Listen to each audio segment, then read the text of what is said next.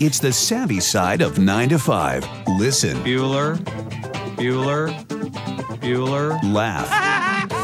And learn. Negotiation. This is what you do in business. This is The Focus Group with Tim Bennett. Staunch. And John Nash. Keep your clothes looking neat and clean. We're all business. Except when we're not. Hey, welcome to The Focus Group. Tim Bennett here, as always, with my good friend and co-host, John T. Nash. Thank you. T is for talker or trouble, or what's the T for? Anything but the middle name Thomas. Thomas, there you go. Which, by the way, if you were in London, a John Thomas is slang for a cock. Oh, it is? Yes, it most certainly is, yeah. You and I had said this once before, but both of us have middle names that could be last names. Mine's Joseph. So I could have been Tim Joseph, and you could have been John Thomas. And we'd have none of this nonsense on social media. A lot of people that try to contact us sometimes. So 99% of it's good, some of it's bad. So, hey, welcome to The Focus Group. We're here every Wednesday live at 1 p.m. East, following along on our stream on Facebook, which is Focus Group Radio, is our Facebook page. Or you could always go to focusgroupradio.com and find all the multiple platforms where we're available. YouTube, SoundCloud. Anything iTunes, video, anything audio, and everything free. Anywhere where it's free. I like that, anything free. And thanks again to everybody who listens to our Tuesday podcast, which is TFG Unbuttoned. It's a shorter version of us. It's not the Focus Group, but it's got a little more pop culture and a bit more politics than what we talk about here. A little more teeth. A little more teeth sometimes. Sometimes teeth, because we actually express opinions and get into it on. And other than one levels. sponsor can be a bit more sometimes aggressive in our opinion. Exactly. It's business. Exactly. There you go. How's your week, Mr. Nan? Good week. I have a couple things I was going to bring up. Okay. So first, well, we have an Oreo taste test. We're going to do that in a second. But our listener, Adrian, got us Rocky Road. Right. Which has cookie with marshmallow bits and Rocky Road flavored creme. It's soy-based, so in case you have a nut allergy, they did this soy-based thing to give it... Really? See the update. Yeah, it's on the package on the front. To make it taste like almonds. Got it. So I'll be curious to see if we could taste the almond. So it's chocolatey, marshmallowy. We have milk to accompany it. Finally. Yeah, finally have milk. So we're going to do a taste test in a little bit. But to pay for the milk today, we had the $2 experience, which the Tim $2 loves and adores. So I get up to the register. It's $1.99. I hand the guy a bill. He goes, it's $1.99. I said, that's a $2 bill. That's two. Here's your penny back. But there was no question that it was currency. It was I was surprised at that. I figured you might get pushback, but New York's a little more avant-garde, I guess, or a little more savvy. Savvy town. Because when I'm down in Philadelphia, Rehoboth, something is $3.49. Two bills. I give them two bills. They say $3.49. I said, yeah, I'm waiting for my change. Gave you $4. You don't tell them it's $2 bills? Look at it. They just see, boom, boom. It's $2. I don't know why we don't use the $2 bill. Well, Tim gave me We're on a mission this whole year. Between now and next year, we're going to jump the $2 bill currency because I'm going to ask Mark, our friend Mark Pimpkin, who works for the Fed, to track the $2 bill usage. So Tim gave me we were at our lunch spot before the show, and he hands me this envelope, and he goes, there's your $2 bills. And it was 102s, right? So I am like getting ready to go to town with these $2 bills. A couple weeks ago, I mentioned something, and sometimes I write little notes down to bring up. Either it's because I'm getting older. Yes. Or I just like a bargain. But remember I mentioned how I refuse to pay full price for like an art book? So a book comes out, like maybe it's a behind-the-scenes making of a movie, and it's got the storyboards. Right. Usually $40, $50, $60. I just don't want to spend the money anymore. So I have this new thing. If I can get an art book for under $10, I'm like a kid in a candy store. So yesterday a book arrived. My doorman hands it to me. He goes, this came from Amazon. It's a big, nice art book, and it's about Pixar, and it's about how they do all the color scripts for the movie, the mood boards and everything. It's all just beautiful imagery. $9.34. I was going around the apartment. I'm like, Bob, look at the new book I got. He goes, could you please leave me alone with this? What happens when you're done looking at the pictures? I'm giving it away. So my new thing is get the book, read it, enjoy it, and give it away. Unless it's something that I might keep. I might keep this one, but a couple others I'm going to give away. You're a Pixar fan. Yeah. Who's on the show today, Mr. Nash? Somebody you met. Yes. So we're going to be kicking off a segment on the show today, and we're welcoming Megan Maury. Now, I hope I'm not pronouncing her last name incorrectly. It's M-A-U-R-Y. You think it's... It's Maury or Maori. I'm guessing. going to We'll say ask her when she Maury, gets like there. Maury Povich or something. Maury But Povich, yeah. Megan is the policy director for the National LGBTQ Task Force, and she also heads up a program they have called FedWatch. And their organization is the one who discovered that sneaky little thing the administration was going to do with the census, where they were going to take out the questions about LGBT households or gender issues. So she's coming on to talk about FedWatch, the task force, and just to put us wise to what's going on with how agencies implement policy and how things are happening on the state level. So she's going to be on. And I think she also will ask her some questions about the upcoming Supreme Court justice. The hearings. The hearings, Brett and then Kavanaugh. also some of this religious liberty stuff that's bubbled up. There was something that just happened Friday. So as our midterms approach, I think it's important for us to be And then Tim found, loaded with knowledge. Tim and I both found 2 articles that relate to subway usage here in the city on a summer day. The one you found, still, I look at that chart that they put in there, whoa, it was about ambient temperature on the platforms. And then the one I found, we'll just Aaron say and that- John, do you guys take the subway? Yep. So I'm in Philly, and I come up and we do the subways or whatever around. But aren't they hot? Just the platform. Yeah, usually the subway trains are air conditioned, but Right. it can be so hot. Yeah. Yeah. So that's somebody did this whole story about how hot it is, and all the excuses as to the reasons why. So we'll visit that. I'll tease the story by letting people know that Union's 14th Street Union Square on the 4, 5, and 6, the average temperature on a summer day is 104 degrees while you're waiting on the platform. No wonder people stand there and suddenly you just see, And you don't sweat. oh, I You do. don't show it like I do. I'm like a dripping mess. Secret is what they do in New Orleans and what they've always done in very hot climates. You wear a T-shirt and make sure it's a tight T-shirt. It's got to be close to your body. Bra? Not a bra. A tight T-shirt? Do you have a tight T-shirt on now? Most of my no, I have a tank top on under this, but Tight? yeah, and it does help because it keeps Like a thunder coat for the dog. it keeps your perspiration close to the body. That's what they claim. It seems to work for me. Bring out the cookies. Bring on. All right, taste test time, guys. We have John and Garrett in the booth. These guys help us every week, and they're Oreo fans. Tim, here's your milk. Oh, there's milk. There's milk this week, finally, gentlemen. Did you get some milk? Finally, yeah. Now you bought a gallon, my and I think I gosh. got a thimbleful. What's the reason why I got no You're milk? not going to drink this whole thing. wanna dip it. You're sampling the cookie. I want the dip. All right, so what we're sampling is Rocky Road Oreos, and Garrett has always said, as the resident Oreographer of the show, Tim could be an Oreologist, but Garrett's the Oreographer. I wrote that down. I want to know the difference between an Oreologist and an Oreographer. Well, one is Garrett's title. Is that like what was a geologist is rocks, and geographer would be maps, right? Would be land. True. So an Oreographer and an Oreologist. One's going to study. Garrett. I don't know. Mine's more the art. The art Of of Oreo, mapping yeah. out flavor, mapping out the art of. Yes. You're being too scientific about it. I just think Oreologist sounds a little more real. Like if I said to you, you said I'm an Oreologist. I want If you want that to be your title, that's fine. He's not going to care. Garrett, you are 100% that this experience of milk and cookie changes the taste test. You have to have the milk. So what do you guys think? Well, I'll tell you my opinion. It's very sweet. Mm-hmm. And I can definitely taste the chocolate and marshmallowy.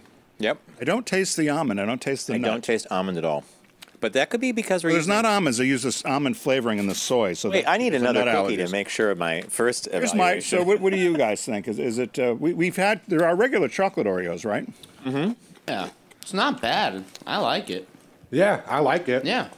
I thought I wouldn't because it's chocolate and chocolate, which Right. isn't my favorite, but Garrett, these are good. Garrett, do you and Pretty I have good. another thing in common? I don't like chocolate either. Garrett and I should get married. Oh, there you go. I agree. Finally. My sugar daddy. Look, sugar daddy. Hey, listen. That's what I do. and it's so funny how this works. That basically believe he doesn't like Garrett and John in the booth are a metaphor for Tim and John It's perfect. on the show. Here's my question for all of you. Huh? Is this in your top 5 of all the ones we've tasted? Or top 10, top 5? It could be 5. Yeah, honestly, I'm We know what Garrett's favorite is. It's still birthday cake, right? Birthday, yeah, vanilla birthday cake. Do you have a favorite one, John? I like the one with the graham cracker. And the Oh. peanut butter, what was that again? No, the peanut butter the one. kettle corn, I think it was. Oh, we like Right? kettle corn. Kettle Yeah, corn kettle was What about you? What's your delicious. favorite? I agree with Garrett. This could be in my top 5. I still think that red velvet is one of my favorites. really? Yeah. I did like kettle corn, and I do like the pistachio thins. I was going to say my Those are favorite are the pistachio thins. those are really good. I almost bought another bag of those. I went by them this week and left them. All right, so we want to thank Adrian, who is a weekly listener, for providing these. It's on the graphic. Oh, thanks to listener Adrian. He listens. He doesn't watch. Thanks, Adrian. So we give this a thumbs up. Rocky Road's a thumbs up, right? So you know what I did? So in honor of you, John. So I walked by the pistachio Oreos, The thins. the thins, and I picked up a 6-pack. I don't know why, because I don't drink soda anymore. Chocolate soda. Chocolate soda. Diet chocolate soda from Canfields. Has anybody heard of it? It's such an old. Oh my God. Remember? I haven't seen chocolate soda in. I can't even My imagine. grandmother and my mother, I think, used to have it. So I bought it. I put a can in the refrigerator. Did you taste it? You know what? It's pretty darn good. Well, it's all chemicals. It's probably delicious, right? But I like chocolate soda. I think that's disgusting. But anyway, I got it, and it wasn't too bad. So what caught your eye this week, Mr. Nash? What caught your eye? Here's what Tim and John found. All right. What caught my eye this week is a place called Planet 13. It's going to be a major off-the-strip destination in Vegas, and it's literally a marijuana dispensary. But like everything in Vegas, it's going to be an event. It's going to be like a theme. You know how when you enter the Bellagio or the Right. Paris, so it says, think of Planet 13 Superstore as a theme park for marijuana. As the customer enters the facility, they'll first come in contact with the sphere of a planet. Like, so they have an artist, we're showing an artist rendering of the outside of Planet 13, which, by the way, is only, how far off the strip was this again? It's behind. It's Probably where the old Liberace Museum It's a was. 10-minute walk off the strip. It's in the zone of Planet Hollywood, like that side of the strip. Where the gay bars used to be. Exactly.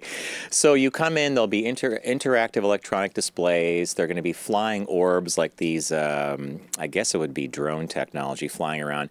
And the idea here is it's going to be this beautiful experience. And then you go into the dispensary and you buy your marijuana and you take it with you. Now, the problem with Vegas is there's a lot of murky legal issues going on. They approved the sale of it, but you can't smoke it in your hotel room and you cannot have it on the sidewalk.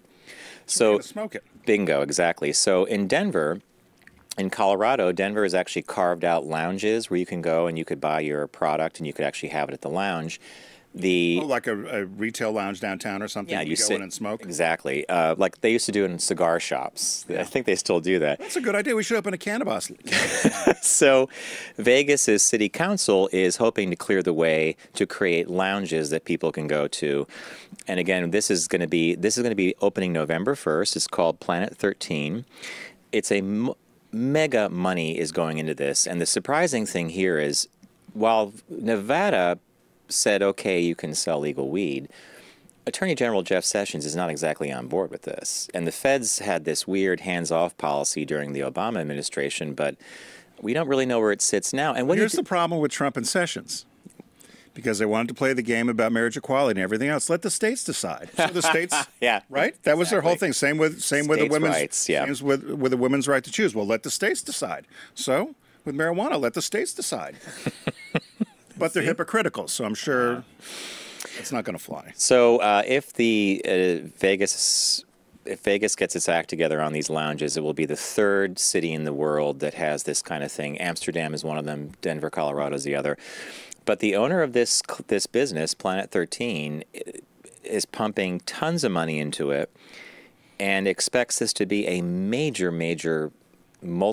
he's not going to be, but someday it's going to be a multi-billion-dollar industry. Oh, easy. Which is why we really need to move aggressively to regulate it and tax it, because that's... What I'm most upset about is I thought people like the average man could invest in it. I guess you can invest in stocks, but it seems to me that these mega tobacco companies are probably taking advantage of this because there's no way You're correct. the average man can go build this mega beverage center, and smoke companies. There's a beverage company that just made a major investment in a cannabis product. That it's a cannabis-infused drink of some sort. See, I thought it might have been more mom and pop, and you could open up. Oh, I think there's a lot of somewhere, but big shadow money pass moving this by. around. The government is behind it. So, I think the focus group needs to take a little trip to Vegas. It's going to be the new Amsterdam. And so, well, you know what?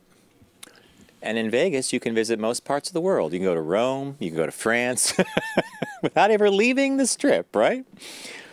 I just wish Vegas was easier to get around. Oh, my God, yeah. It's walking and walking. They need a tram that goes down the center of the street or something. Not off the Strip. They have trams, but they're hard to get to. Yeah. They purposely do that. All right, so that's what caught my eye. So mine, obviously, as it always happens, is quite different. The headline is Eco-Friendly Open-Air Urinals Cause an Uproar in Paris. So in an attempt by officials in Paris to tackle public urination, they've installed open-air urinals, or uratoires, I think is the French. I think you pronounced that pretty well. Yeah. It's outraged, of course, a number of residents in Paris. The new urinals house flower boxes. They aren't very subtle. They're fully exposed on the street corners. They're painted bright red and have nearby signs advertising their presence. You can see if you're watching along on us here with a loo with a view. There's one on the Seine near Notre Dame. And you could take a tinkle there and watch the boats go by. And look at John's face. There's a picture here. The second one, see, these have been around since 1875 in Paris. I didn't realize that. So that black and white photo is of is of an outdoor urinal from 1875. And they put them all around Paris back then for the workers, for the men, to get around. And they said it wasn't until women got into the workforce that the advent of stalls and toilet paper and sit-down toilets really came into more vogue, and a lot of people, otherwise they would do a lot of these outdoor urinals all throughout Europe. Even though they're being criticized, one of the officials said they're very eco-friendly. They will harness nutrients and produce compost for the parks and gardens. According to the statement, 1 year of a person's urine holds enough nitrogen, phosphorus, and potassium to fertilize 400 square meters of wheat. Although they said it's a good idea, but nobody wants it in front of their house. Well, no, and is it me, or this is a very male-centric thing? Well, the mayor of the 4th District of Paris was very excited about it. He calls them genius. He said they're not the only city to install these urinals. Amsterdam's had them for years, as well as cities in Belgium and Australia. And I posted a picture at the very end. When I was in Finland, they were everywhere. And people use them? I used them. Those are the ones in Finland that they had. I had a picture. And you had no problem doing this on a street? Yeah, it's tinkle. You go right up and tinkle. I don't think I could do that. Boys? In a second.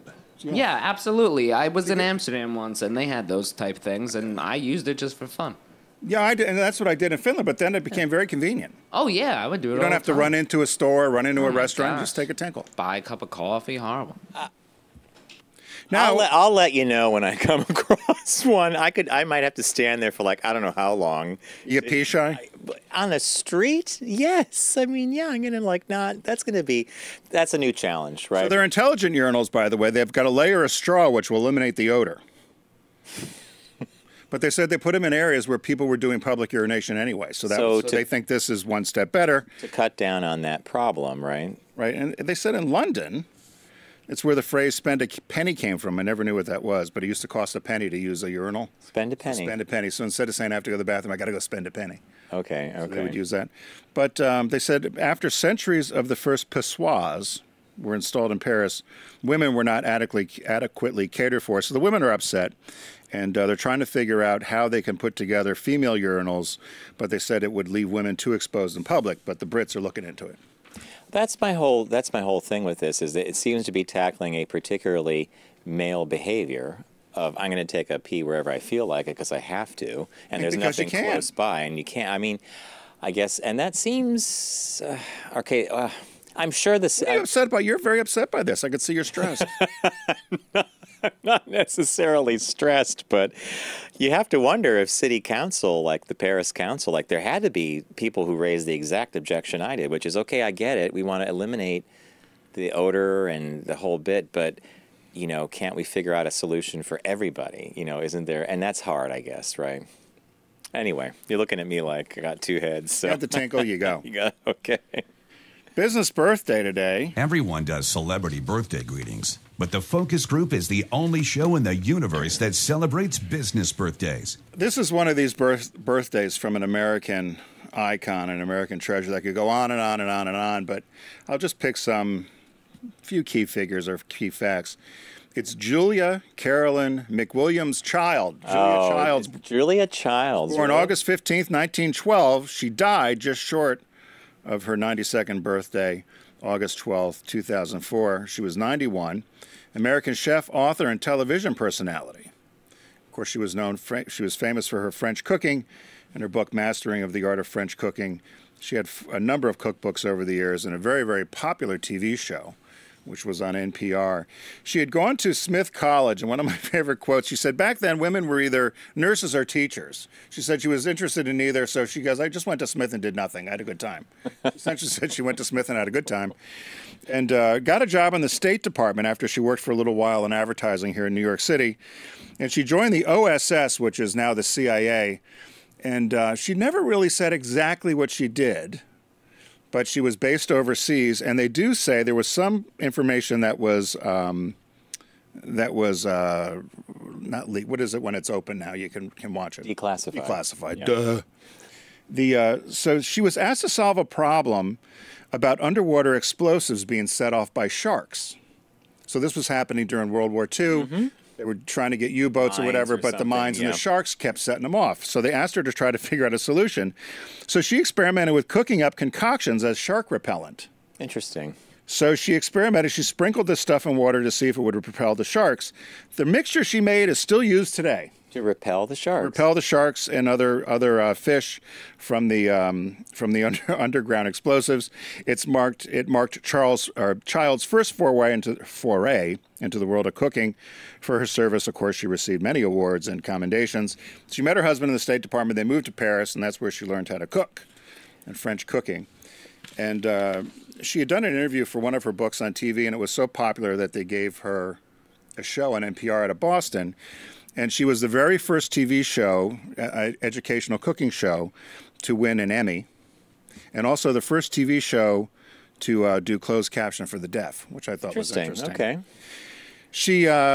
They said they purposely left in all her unedited blunders because they said it made her look authentic and approachable. Is that where the Dan Aykroyd? Well, we'll get to that. Okay. One of the most classic SNL sketches. She was criticized often for using butter and cream. She said that people just needed to get over it, and they were too fanatical about their fear of food.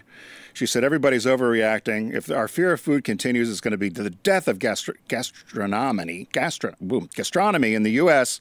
The French don't suffer from this hysteria. We do. You need to enjoy food. It's the most simplest pleasure in life. She died of kidney failure in 2004 out in California. And the Saturday Night Live skit. There's a bunch of things. So the Julie and Julia movie was done. That woman had the blog. Mm-hmm. And it was Meryl Streep who played Julia Childs, right? So of course, right before Childs died, they asked her what she thought of it. She said it was a stunt.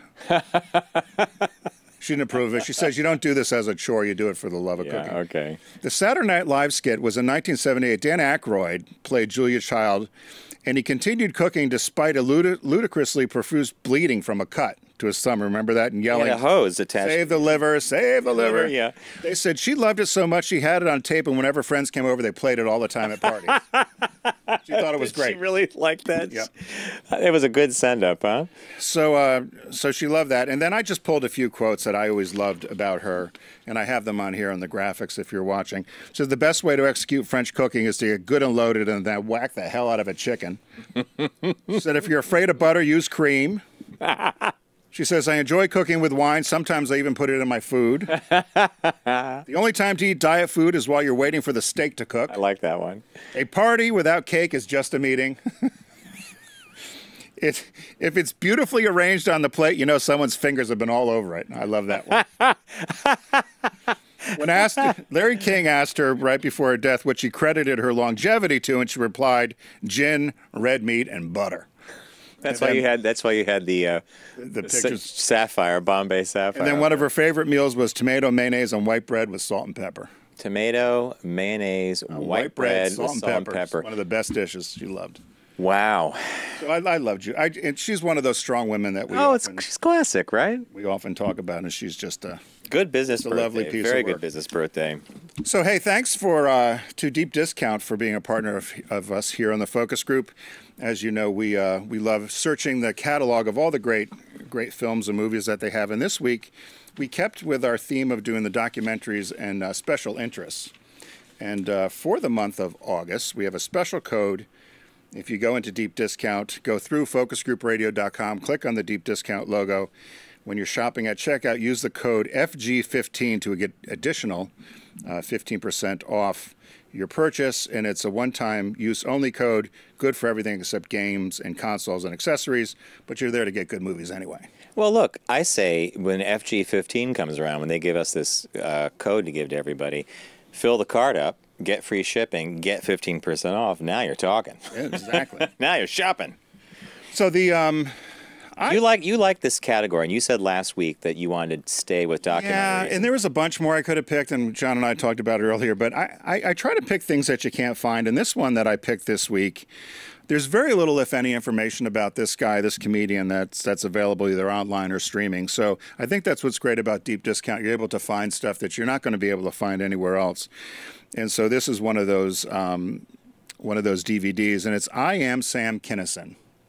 Now, you remember he was he was a comic from probably late 80s, early 90s. I associate him with the 90s, really. And so this is a feature-length documentary film which explores his life as a shock comic. He was a former Pentecostal preacher turned stand-up comic, and following his steep trajectory to fame, he had sudden early death when he was struck by a drunk driver in 1992. But these are some great clips he had. He did a lot of parodies. It was 92? Yeah. He got struck and killed? He was killed by a drunk driver in 1992. So you're right, he is 80s, yeah. And he did everything for his time, which doesn't sound so, I guess, so ahead of its time now. But he talked about homosexuality, God, religion, world hunger. One of my favorite bits he did, he used to scream a lot. Oh, yeah, that was the whole, that was the shtick. And I guess that comes from being a preacher. Do you remember the one bit he did about world hunger in Africa? So it was at the time, remember Live Aid, We Are the World, whatever, and probably very politically incorrect, but he said, I don't know why we're sending all this money to Africa. He goes, they don't need food, they need luggage. And so he goes on and on about this whole bit about they're hungry because they live in the desert. We got deserts too, we don't live in them, you can't grow food. So he does this whole riff on we've got deserts, you don't live in them, you can't grow food. They don't need food, they need luggage, they need to move. They need so to he was move, going to solve world hunger by just having them move. sending a bunch of luggage to Africa, and the people were going to move and they were going to be able to get food. And I'm obviously not doing as good a job as Sam Kinison could do, but it's worth a laugh and worth a watch. So that's what I picked this week. Well, I picked a very different documentary that I've actually saw part of years ago. Was thrilled to see that it was at Deep Discount. It's a fascinating movie. It's called The Man Who Saw Too Much. And it follows the life of Enrique Martinez, who was obsessed with photography from a young boy forward. He used to photograph accidents on the street in his Mexican city. He lived in Mexico City, and he would, if a car accident happened, he would photograph the body, whatever. And he would also be allowed into the local morgue to photograph dead people. So he soon started selling his photographs to the local tabloids, and he became known as a crime scene photographer, and it was his career for 3 decades. Wow. Through his work, which often captures not only gruesome scenes of human tragedy, but he would also spin the camera around and capture these amazing looks of the onlookers of a tragedy. So it's kind of weird. So the documentary is made by Trisha Ziff, and it explores our morbid fascination with death and accidents. I saw the first 20 minutes of it years ago, and I've always wanted to see it again. And when I found it, I was like, oh my God. Because is it a lot of story? No, a lot of interviews, how he got into this, they talked to him and why he is obsessed with, why he was able to look at a body, photograph it, and not feel the same way we would feel like I'm going to turn my head away. But to him, he was just recording a scene. So it's called The Man Who Saw Too Much. Definitely something that would be, as a documentary, I think it's a fascinating topic. So I'm sitting around in a tank top drinking a beer, and you're around having tea with the boys watching a watching eyebrow documentary. You're listening to Sam Kinison, and I'm watching a guy that photographs dead people. And the release this week, which couldn't be further from our two picks, is Avengers: Infinity War. This was a box office behemoth when it came out. Josh Brolin, who played Xanos, I think, was the villain. He had to get the Infinity Jewels or whatever. You see it? No, and I want to. This one's up here with seeing Black Panther. As these, have you guys seen Avengers: Infinity War? Haven't yet. No. Looks cool, though. I have friends who saw it and loved it. I think that if I was going to watch in a certain order, I would definitely. They call it a massive comic book adventure, but the cast seems. Oh, it's everybody from all their movies. It's Iron Man, Thor, Captain America, Spider-Man, Black Panther, Doctor Strange, and these are all the movies they've been making for a while in the Marvel canon. They've tied it all together in Avengers: Infinity War. So that's the new release from Deep Discount. So we'll recap. We stuck with our documentary and special interest sale because there's so much of it at Deep Discount. And by the way, they're running like 10 or 15 different sales, great groupings. Tim picked I Am Sam Kinison, about the famous comedian Sam Kinison. I picked The Man Who Saw Too Much, about a Mexican guy who became a famous crime scene photographer based on his love of photographing dead people. Let's take it down a notch. The release this week is Avengers: Infinity War. And we remind you that you could use FG15 for the month of August, one-time use only code. Good for everything except games and game consoles and accessories. Fill up your cart, get free shipping, use FG15. What do we say, Garrett? Thanks, Deep Discount. All right, we're gonna. that was an Oreo rocky road. Thanks, Deep Discount. We're gonna take a quick break, and when we return, we're welcoming Megan Morey from the LGBT Task Force. She's policy director there. We have a lot to talk about with her, and I think you're gonna want to stick around. So stay with us. We'll be right back.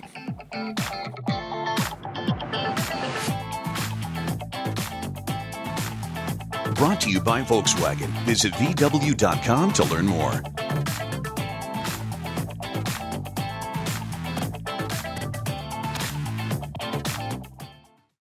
Introducing the Volkswagen Atlas, large enough to handle everything from the daily carpool to a weekend adventure. It comes standard with 7 seats and an easy-access third row that features class-leading legroom. The Atlas is filled with features and technology designed to help its occupants connect. From Volkswagen CarNet App Connect to available features like an 8-inch glass touchscreen display and the VW digital cockpit. With available 4Motion all-wheel drive, you can switch between 4 different all-wheel drive modes to the one that fits your current driving situation. Also, the Atlas is backed with America's best bumper-to-bumper limited warranty. The all-new Volkswagen Atlas. Life's as big as you make it. Focus on the savvy side of 9 to 5 with the Focus Group. Try, really try. Listen, laugh, and learn with Tim and John. I never try anything. I just do it. Hey, welcome back to the Focus Group. Tim Bennett here with my good friend and co-host John Nash. We are the Focus Group. Be sure to follow along with us throughout the week is probably the best way to find us is at focusgroupradio.com, and you can download any of our audio or video shows, current and past, which we've got some past. We're going to put together a best of playlist, I think, John. I think it's a great idea. It's a fun thing. And then we expect our guest today to be part of that best of. We've got Megan Morey joining us today, and she's policy director at the LGBTQ Task Force.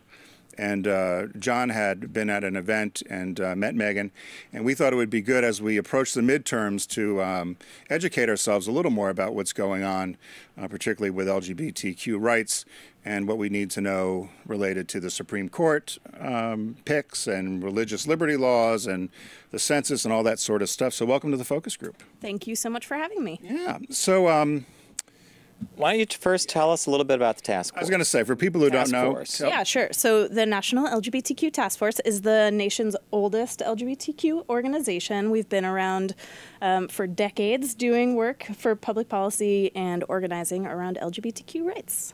So are you guys based in D.C., or are you based in New York, or are you based in New York, or how's it? We're based in D.C. We have a New York office, and we also actually have a Miami office, which is Makes sense. fun. I don't get to be based there. Why do you think that makes sense? Why is there a Miami office? Well, we've actually been working there for years, and we run a circuit party there called Winter Party. It's Party with a Purpose. That's you guys? Yes. Oh, yes. I didn't know that. Okay. And we donate a huge proportion of the proceeds to local nonprofits that are doing LGBTQ work.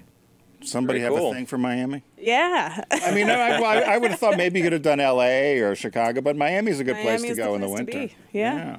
And so your New York office, are you guys just an arm, or are there specific things regionally that you would do different than they might do nationally out of D.C.? Yeah, well, it's mostly our fundraising and development staff that are here in New York, and me. So that's pretty awesome. Not fundraising? But not so much. No, I mostly just do our policy work.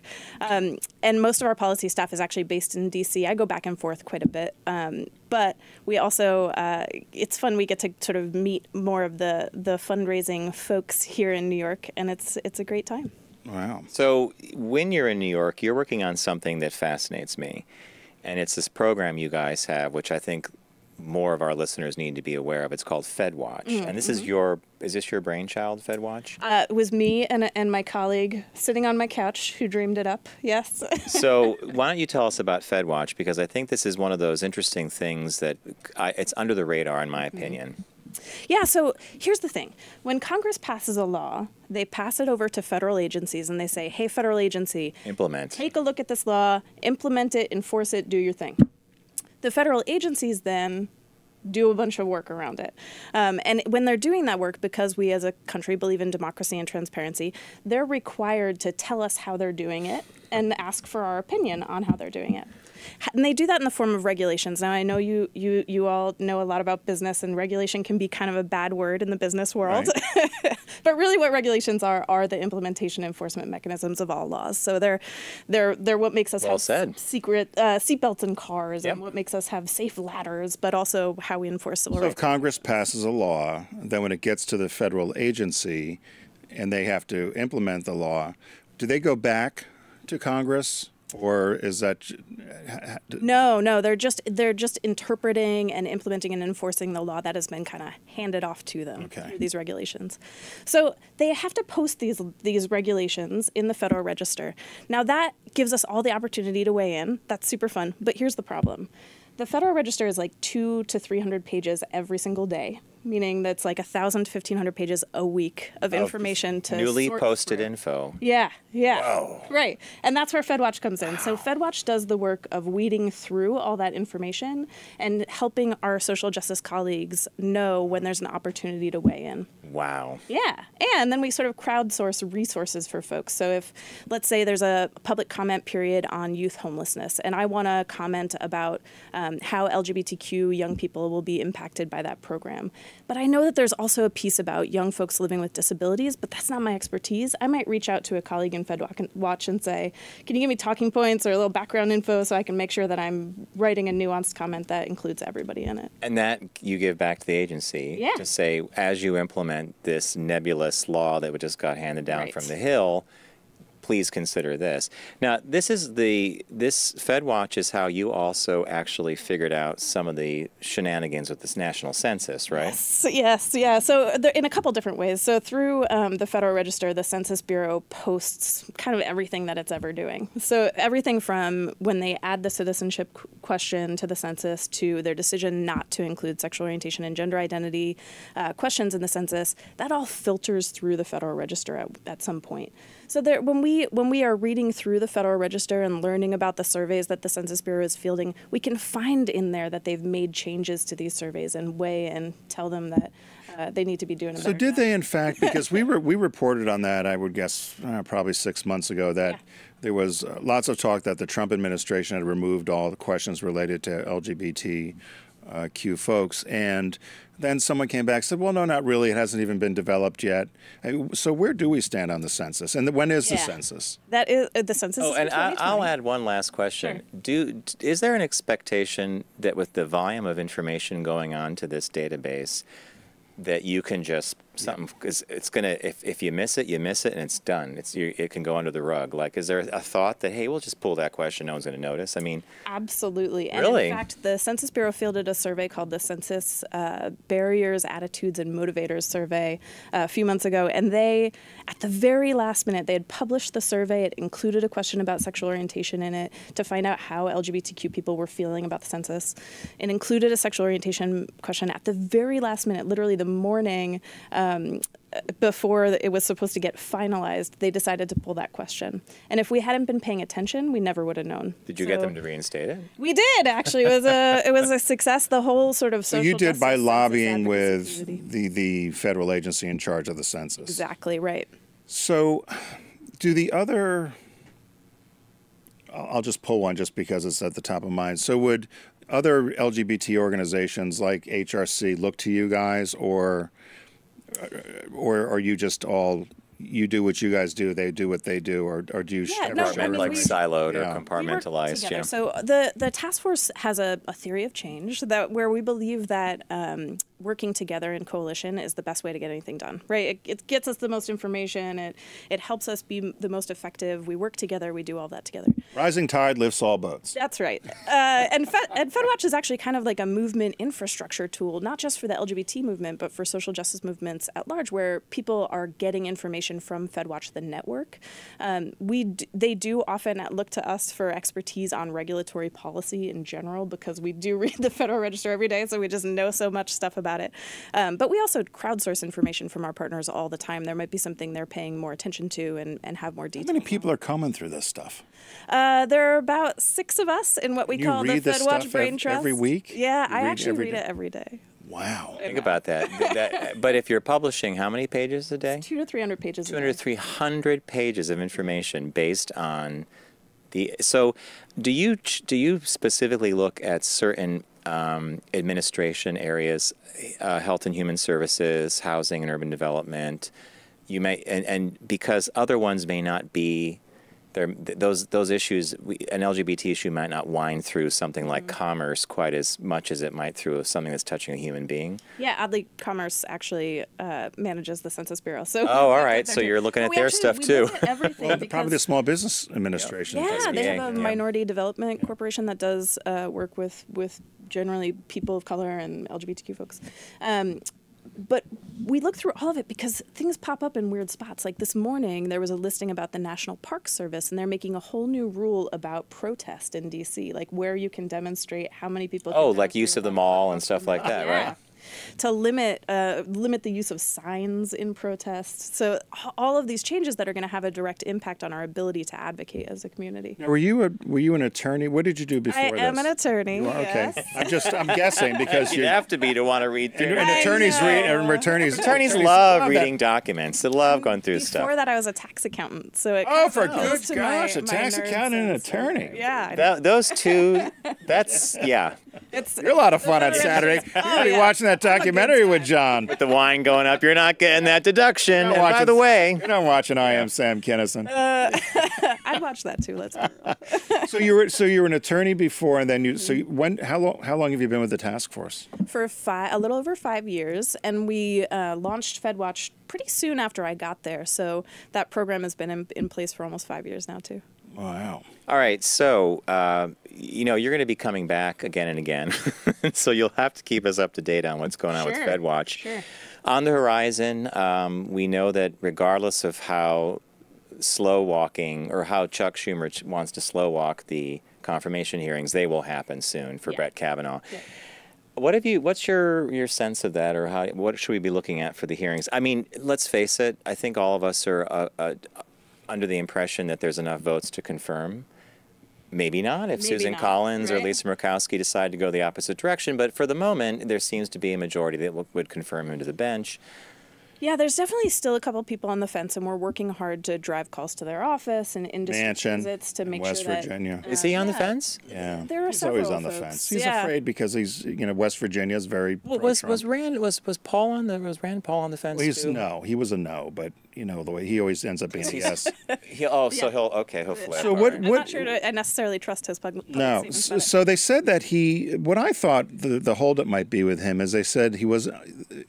just on a sheer time. They're not able to get all the papers to everybody that they need, all of his writings. Sheer discovery process. Right, yeah. that it would take too long in order to have the vote before the midterms. But they're saying that obviously Ryan and McConnell. Mitch McConnell are going to push it through anyway. But I thought that there was, I guess there's no rules anymore. I mean, look what happened with Obama having it open for 11 months, right? So I thought that might hold it up, but you guys think it'll go full steam ahead? I think there's still a chance. I think there are a lot of even super conservative folks who believe in transparency, and there are just reams and reams and reams of documents that haven't been released. There was a release last night of maybe 12,000 pages, but that's only a sliver of what 12,000 pages and I think of decisions. Federal Register's reading is a lot, but there's not just decisions, but papers from when he was working in the White House. So there is just a ton of discovery. Worked for Bush to be done. George W., right? Yep. And folks, reasonably think that the work that he did during that time period is relevant to what he's going to do on the bench. We're all human. We all make decisions based on the experiences we've had in our lives. So people really want to have a chance to look through that material before a confirmation happens. And I think that gets to some of what I'm the most scared about. We know that no matter who the president nominates for this seat, they're probably not going to be as progressive as I would like them to be. They're not going to... Well, truth be told, Kennedy was not exactly... progressive. A reliable progressive. In fact, he wasn't. In fact, it was his vote that gave the election to Bush and Bush v. Gore with the Chads and the whole Florida thing. And I think people forget that. So he tended to be someone who did it case by case, but and I don't know how you would classify his decisions with gay marriage or some other ones as being humanist or whatever you might call it. But no, he was never a reliable progressive vote. He made very conservative decisions on everything from criminal justice to voting rights to schools access. I mean, he really was not a progressive member of But then he surprises with some decisions that just. Is there ever a way you could remove a Supreme Court justice? You could, in principle. I don't know that it's ever been done. No, I've never ever heard of that being done. You could do the opposite. You could do what the Democrats would love to do, which is they would love to add like 5 more seats to the bench. So you have a Supreme Court with 14 judges. Right? And we've had a different number of Supreme Court justices throughout history. So that's not unprecedented to have a different number of people on the court.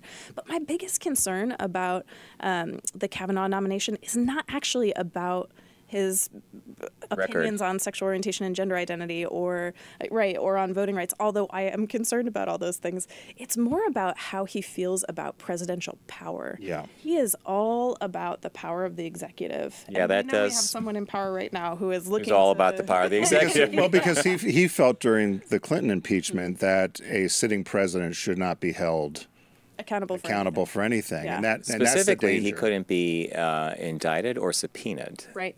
2 legal mechanisms to get that. And essentially, our form of democracy, obviously, no one's above the law. Sure. And that includes the president. But his feeling is, no, a president, almost as if he's a dictator. Can do what he wants. Can do what he wants, which I believe, I agree with you. That's a danger because.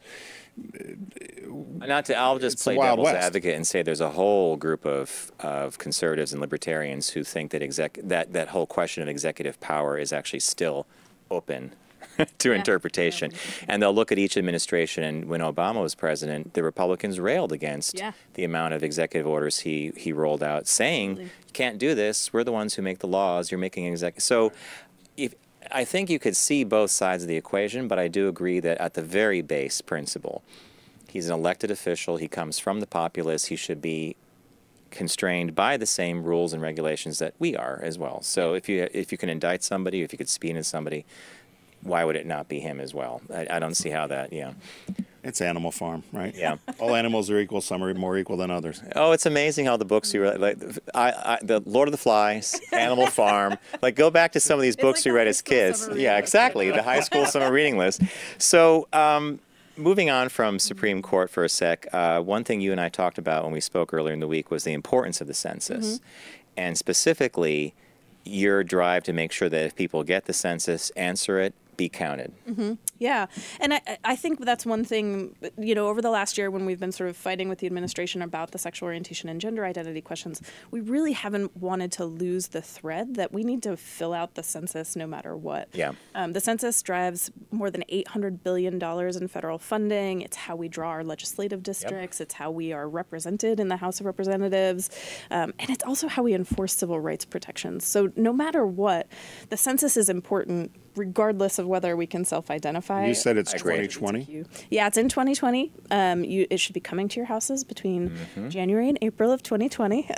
Fill it out. There's also a long-form census that we call the American Community Survey that comes out every year. And a lot of these funding decisions hinge on that as well, too. So, I mean, it's important to fill that out as well. And that's where those sexual orientation and gender identity questions were set to go. The community, the long form. Okay. The long form census, which gets us really just tons of data about people's access to housing, to health care, to even food access. Right? Questions about that are on that long form census. And we had someone on from SAGE, and they it's so talked about that, particularly with elders, LGBT elders, and the importance of the funding and so filling it out. So, what do you think about? I have a note here.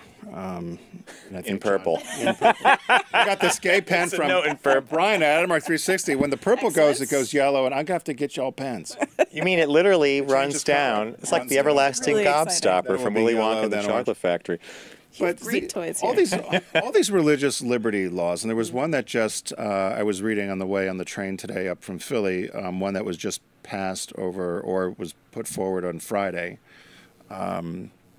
through the Labor Department or something. But to me, that these religious liberty bills are really just a smokescreen for evangelical Christians. Because what happens when someone else says, well, my religion says I can smoke marijuana, or my religion says I'm a vegetarian, or I'm in prison and I don't want to eat pork, or do you see these things really having any teeth? Or yeah, unfortunately I do. So I think for folks who don't know, religious exemptions laws were put in place to protect people of minority faiths, so people who didn't want to eat pork when they were incarcerated, right? To protect women who wanted to wear hijab in a place where head coverings are prohibited. That's what those were put in place for. But right now, religious conservatives are using these religious exemptions laws to support a complete undermining of non-discrimination protections and access to reproductive health care for women. We've seen both at the federal government, at state and local level, this just swarm of religious exemptions laws getting passed, and then at the federal level, federal agencies putting out regulations that say, or guidance that say, you can have a religious exemption to this generally applicable law, right? And they were citing the recent master cake decision. Yeah, so Department of Labor said if people want to discriminate on the basis of their supposed faith, they can discriminate in employment on the basis of Masterpiece Cake and other federal court decisions. Except Masterpiece didn't say that. No, it was the narrowest decision. All it basically said was the Colorado Civil Rights Commission might have shown bias against the baker, and therefore the case should never have gone as high as it did. Right. But that's it. It basically said, well, we think there might have been a couple people that were against you down on this level. So if someone went into that guy's shop today, he denies them a cake, the whole case could happen again. Exactly. And as long as the Civil Rights Commission doesn't show bias in the way that they did, it's a completely different case than what reached the Supreme Court. So that Department of Labor guidance that came out is relying on a decision that doesn't actually say that you can discriminate against LGBT. So what can the normal Joe do in these cases? Do we just have, I don't want to say rely on, but is that where the importance of the task force comes in to make sure that they're the watchdog of these things to protect us? Or? Yeah, I mean, I think it's not just the sole gatekeeper. Yes, 300 pages a day. Yeah. No, I am not. I think there's a lot people can do on the state and local level to fight against legislation that's happening there that explicitly allows discrimination around against LGBTQ people. There are a number of adoption and foster care laws, for example, that explicitly say it's okay for these faith-based service providers to discriminate against LGBTQ people who want to adopt or foster care. at the federal level, I think it's about us speaking up, paying attention, weighing in, saying this is not the law. You can't just cite a decision and cite something that it didn't say. I always go back to the unless I'm missing something from my poli-sci classes or my government classes from high school and college. Religion's already protected. Yeah. The freedom to worship in your chosen area, your house of worship, that is protected by the Constitution. So this whole thing is, you and I talked about this on the phone, this is just this interesting game of getting one group's agenda pushed forward. I mean, it's evangelical Christian. That's why I said it seems like a smokescreen just for their agenda. I'm going to throw a stat out. It's not I don't know the exact number, but it is the fastest diminishing group in the white Christian thing is, at least in America. Well, religion in general, right? We're fast becoming a secular society, which I think would scare the crap out of you if you think you got to live by a certain set of rules or something. It's interesting. Yeah, and I mean, we're protected both. We're protected to express our religion, but we're also protected from being forced into a particular kind of religion, and I think that's part of what's getting lost in this. Not a theocracy, too, right? Well, apparently the state religion of the United States is evangelical Christendom because you have Mike. I mean, I don't think I'm saying anything out of. That's where the power is. I don't think I'm saying it out of turn, but we know who turned out and gave them a mulligan, held their nose against all hypocrisy. Flip the lever.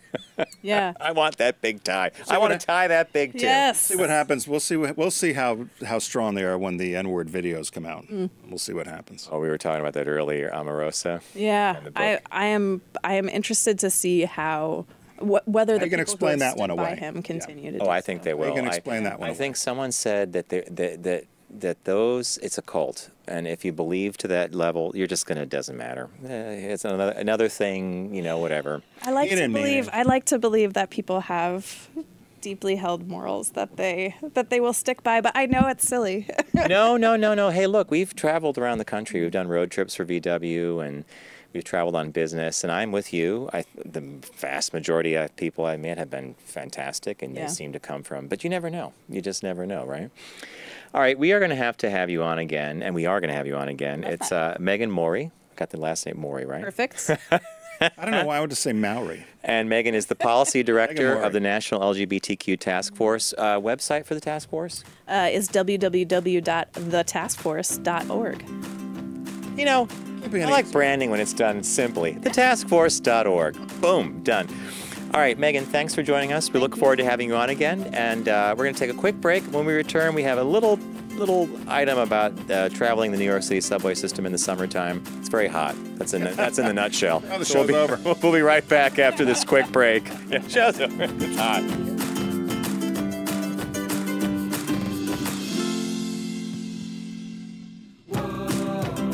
Brought to you by Volkswagen. Visit VW.com to learn more.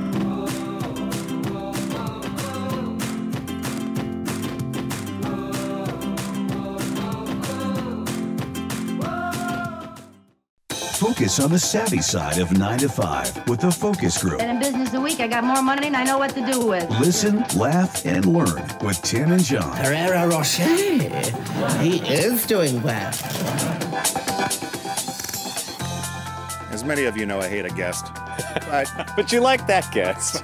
I liked Megan Morey from the policy director at the National LGBTQ Task Force, and it really is important for us to be aware of what's going on, and I thought we had a good conversation with her. I know we did. One of the things that we talked about before she came on was no hand-wringing, no alarm bells, we're not screaming. This is what's happening. Yeah. Pay attention. If you want to get involved at a certain level on legislation, that's a great thing. But it's what you always say, facts on the ground. So it's good. General says that. General Patton used to say that. Facts on the ground. It's good to know that, and it's good to know what we're working with, and thank God for groups like the task force. That are reading 300 pages of documents posted a day. No, I would not want. I love reading, but not that kind of thing, believe me. So for those of you around the world that don't have subways here in the United States, and I think, what cities do? Philadelphia? New York, obviously. Philly? New York, Philly, Boston. Boston has the T. Chicago-ish. The L. They have the That's L. about it, right? San Francisco has the cable cars. They have BART.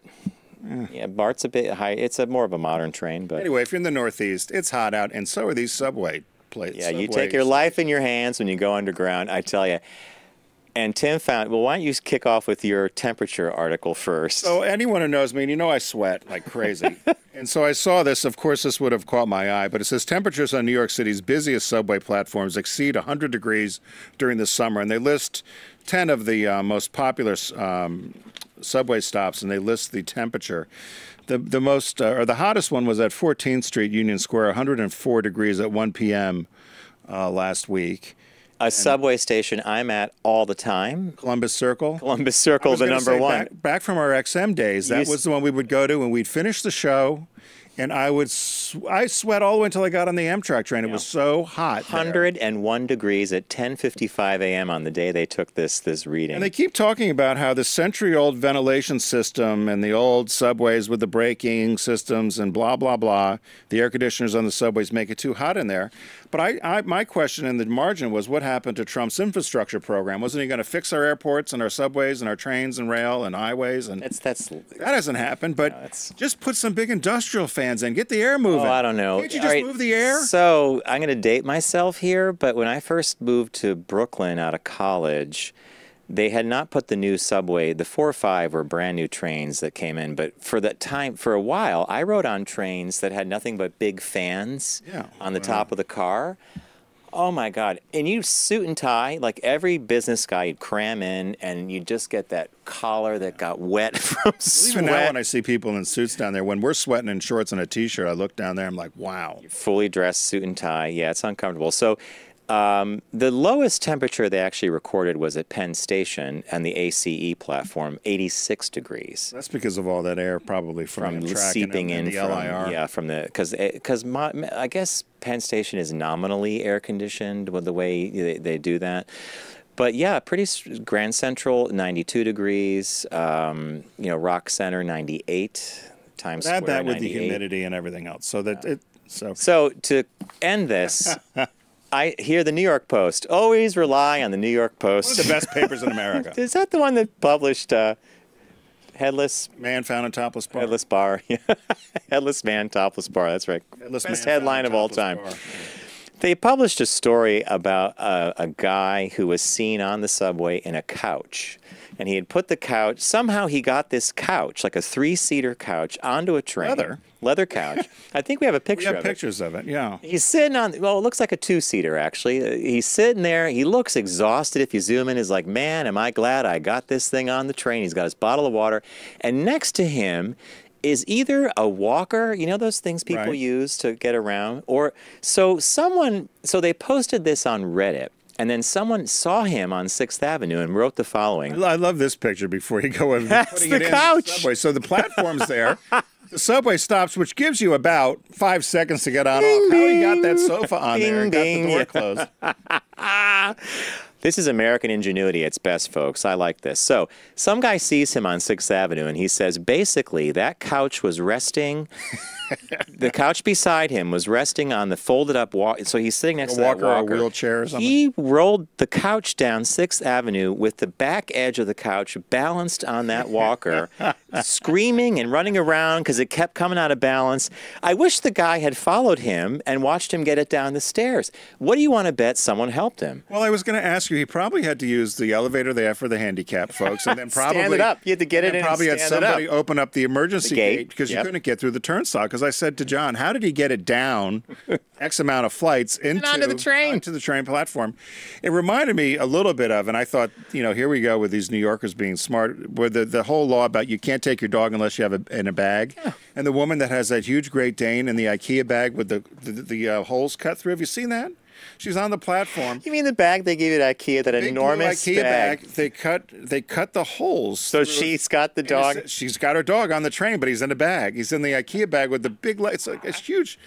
We should find the picture. New Yorkers. But New Yorkers. It reminded me of that with the sofas. How the heck did he get that sofa on the subway, and who let him? Here's what I want to know. On top of all that questioning, he gets to a stop.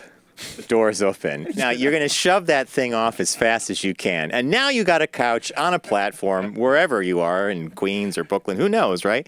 But now you got to reverse your process. You got to get it out the door. You got to get it up the steps. And then you got to open up your little walker, and you got to balance the couch on the walker again. Take it home. You obviously must have found it on the sidewalk, right? Is that your guess? It had to be. So this is going to be a great sofa. He looked at it. He probably thought, wow, this couch is in great shape. It's such a waste to let it sit here. I think I'll take this walker. The subway's 2 blocks away. I mean, ingenuity, right? There you go. That's one of our dog days of summer shows wrapping up. Hey, apparently we have family in the booth. John's father and uncle. Oh, excellent. Yeah, this is my dad, Albert, and my uncle, Pete. Hey, guys, we know where John came from then, and John's super cool, so big thumbs up to the family. Thanks, John. John did not come with a rule book, did he? No. You missed all the bad talk earlier. Yeah, that was earlier. That was the beginning of the show, yeah. Hey, thanks for joining us today. Thank you, Tim. Thank you, John Garrett. Thank you, John's family, for being in the booth. Everybody provides support for us. Thank you to Deep Discount. We covered a couple movies. I am Sam Kinison. What was my... one about the dead. The man who saw too much, about a guy who became a crime scene photographer. Don't diss my movies. And Avengers is the Infinity War is the disc of the month. Remember, FG15 is your code for the month of August. One-time use only.